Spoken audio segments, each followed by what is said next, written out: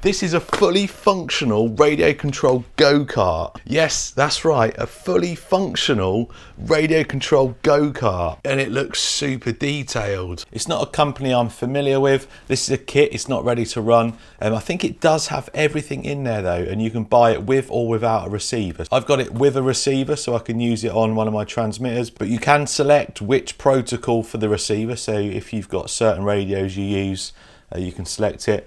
There's some details on it there. Doesn't say anywhere what scale it is, I don't think, but it's got an 80mm wheelbase. So I'll put it on the screen now, roughly what scale that would be compared to a similar full-size go-kart. It's got a single cell LiPo. There's a few more details in there. Like it says, authentic chassis layout. Engine positioned on the right side of the seat, replicating the authentic kart layout with a low center of gravity for ground hugging stability. Molded silicon tires, concealed electronics, linked steering wheel. So the steering wheel turn as well. So when you turn the wheels, the steering wheel will turn as well. Highly optimized Ackerman geometry and exquisite race car livery. This is an early sample, so this one didn't come with instructions, but you will get instructions in yours.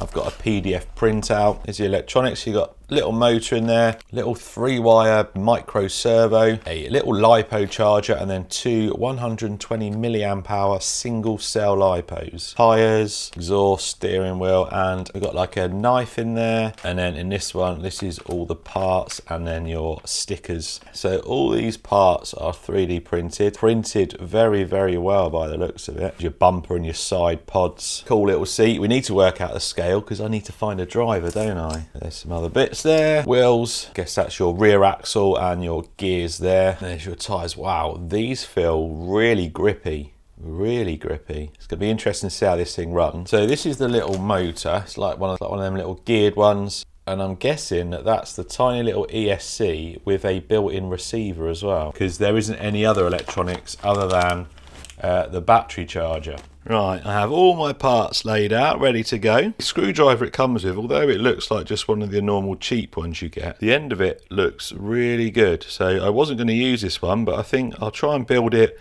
with the screwdriver it comes with, and then if it's a pain, I'll switch out.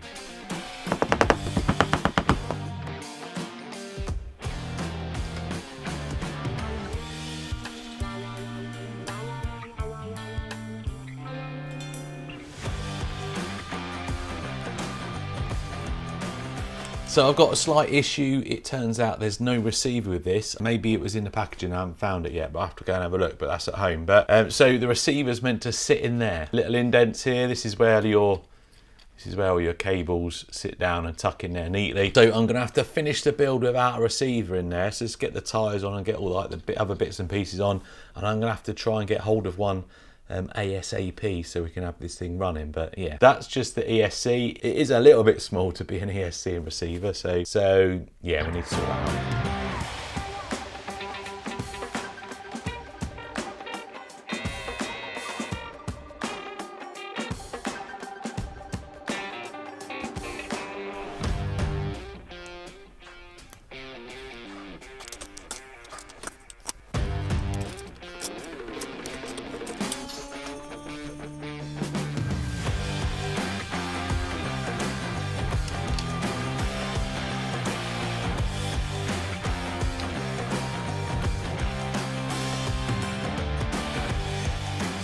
Look how cool it looks at the moment. I'm not going to put the stickers on until I've completely finished it, because I might have to take some bits apart, but it looks so good.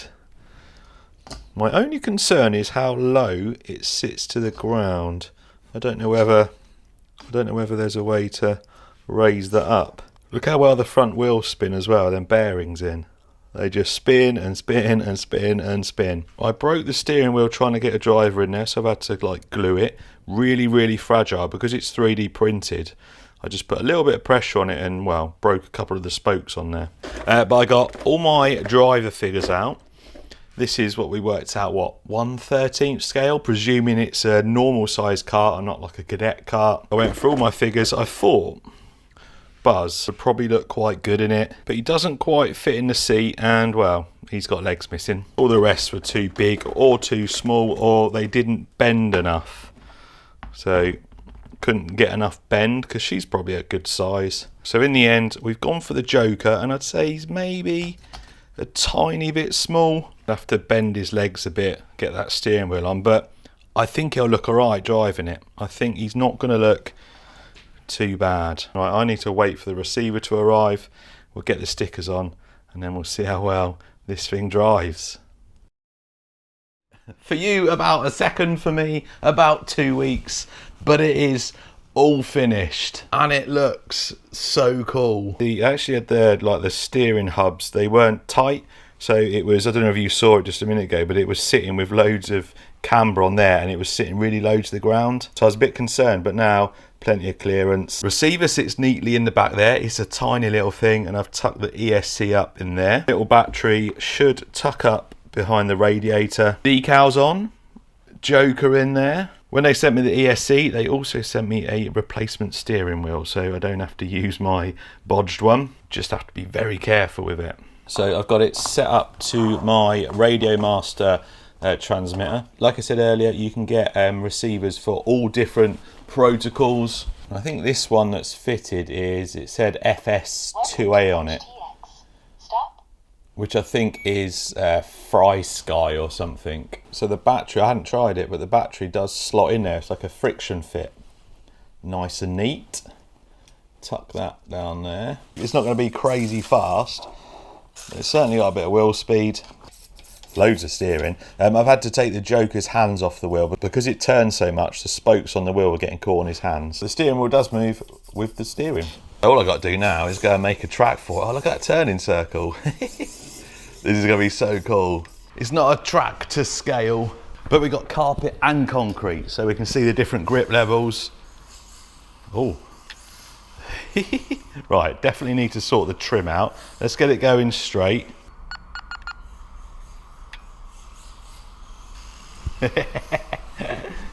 Alright, understeer's loads on the concrete. It is dusty though, so yeah, lots of understeer on the concrete, but carpet, look at that. Definitely need to dial the steering down.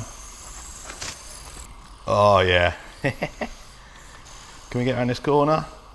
Oh yeah, there we go. Yeah, you just need to be a little bit careful on the throttle. Does push a lot though.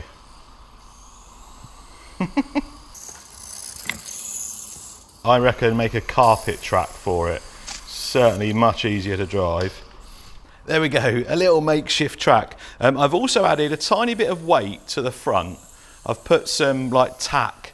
I've put some black tack underneath the front bumper, and it's actually stopped it from pushing so much, so we've reduced the understeer.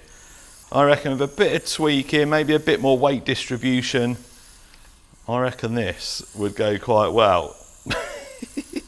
Probably only about half throttle around this track. I reckon a bigger track, 2 or 3 of these, and you could have a good race.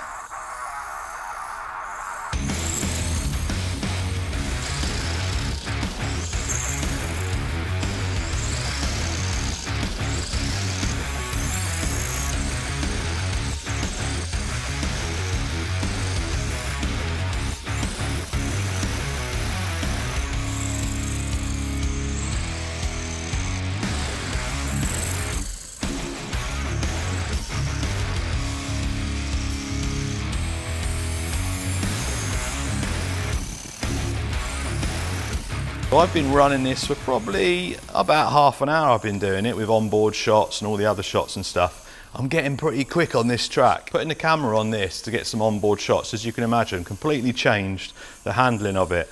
And when I put the camera up front, made a huge difference to it. So this definitely needs a bit of weight added to it, but as you can see, it is going all right now. I have got it almost dialed in on this track. Anyway, that's it from me and the Joker. Cheers for watching. I'll see you next time.